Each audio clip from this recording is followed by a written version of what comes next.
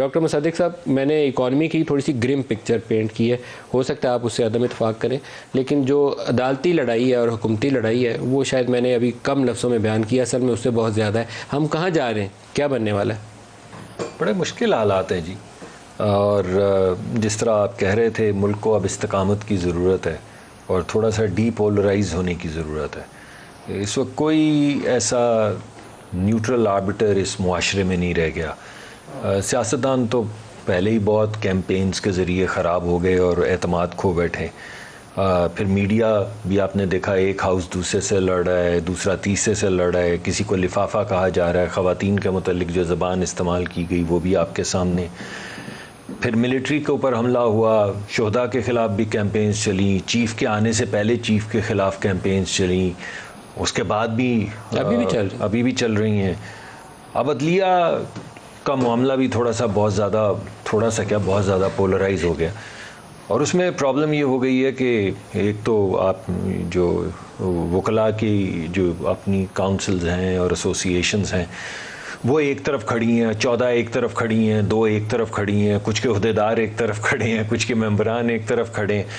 मगर जो अदालत के अंदर से आवाज़ें उठी हैं, चले हमारी बात तो आप कहेंगे ये सियासी है, आपके ख़िलाफ़ फ़ैसला आ रहा है या आपके ख़िलाफ़ फ़ैसला आया है या आप नहीं फ़ैसले से एग्री करते, इस वजह से ऐसी गुफ्तगू कर रहे हैं।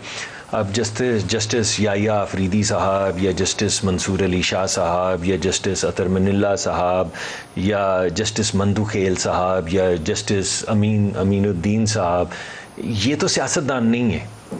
तो जब आपको एक ही तरह की आवाज़ या एक ही आवाज़ आपको वकला से भी आनी शुरू हो जाए, सियासतदानों से भी आनी शुरू हो जाए, पार्लिमान से भी आनी शुरू हो जाए, अदालत के अंदर से भी आनी शुरू हो जाए, तो उसका अफसल तरीका ये है कि लार्जर बेंच या फुल कोर्ट बना दिया जाए ताकि थोड़ा ठहराव आए, ताकि लोगों को दोबारा से एतमाद हो कि हाँ, जिस चीज़ को सुप्रीम कोर्ट कहते हैं वो पूरी अदालत बैठ गई है।